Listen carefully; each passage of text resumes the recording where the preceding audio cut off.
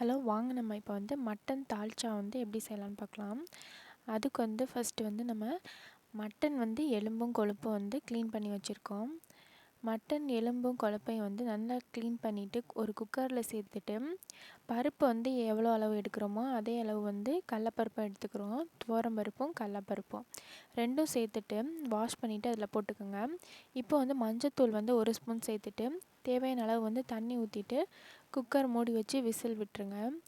இப்போ இதுக்கு வந்து என்ன வந்து கட் பண்ணணும்னா, வெங்காயம் வந்து ஒரு வெங்காயம் வந்து கட் பண்ணிக்கோங்க. 3 பச்சை மிளகாய், மல்லித்தழை, புதினா, ஒரு தக்காளி கட் பண்ணி வச்சுக்கோங்க.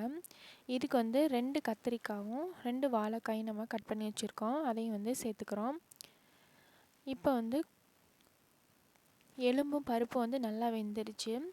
அதில் கொஞ்சம் தண்ணி சேர்த்துட்டு நம்ம கட் பண்ணி வச்சுருந்த பச்சை மிளகாய், கொத்தமல்லி எல்லாத்தையும் சேர்த்துட்டு நல்லா கலந்து விட்டுட்டு 2 ஸ்பூன் வந்து கரம் மசாலா சேர்த்துக்கிறோம். சேர்த்துட்டு நல்லா கலந்து விட்டுக்கோங்க. இப்போ வந்து கட் பண்ணி வச்சுருந்த வாழைக்காயும் கத்திரிக்காயும் சேர்த்துருக்கோம். சேர்த்துட்டு நல்லா கட் பண்ணி விட்டுக்கோங்க. வீட்டில் அரைச்ச மிளகாய்த்தூள் வந்து 2 ஸ்பூன், மல்லித்தூள் வந்து 2 ஸ்பூன் சேர்த்துட்டு நல்லா கலந்து விட்டுக்கோங்க. அதோடு வந்து நம்ம ஜீரகத்தூள் வந்து 1 ஸ்பூன் சேர்த்துக்கிறோம். தேவையான அளவு உப்பு சேர்த்துட்டு நல்லா கலந்து விட்டுக்கோங்க. நல்லா வந்து கொதிக்கட்டும்.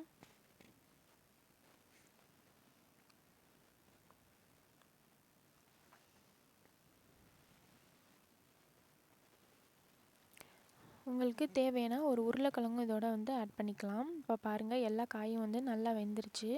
இப்போ இதோட வந்து நம்ம 1 ஸ்பூன் வந்து இஞ்சி பூண்டு பேஸ்ட்டையும் சேர்த்துட்டு நல்லா கலந்து விட்டுக்கோங்க. இப்போ இதோட வந்து 3 துண்டு வந்து மாங்காயும் சேர்த்துக்கிறோம். சேர்த்துட்டு நல்லா கலந்து விட்டுக்கோங்க.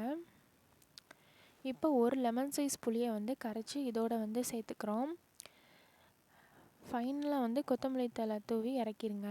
அவ்வளோதான், தால்ச்சா வந்து ரெடி ஆயிடுச்சு. எல்லாமே வந்து நல்லா வெந்துருச்சு பாருங்கள். உங்கள் வீட்டில் ட்ரை பண்ணி பார்த்துட்டு எப்படி இருக்குன்னு சொல்லுங்கள்.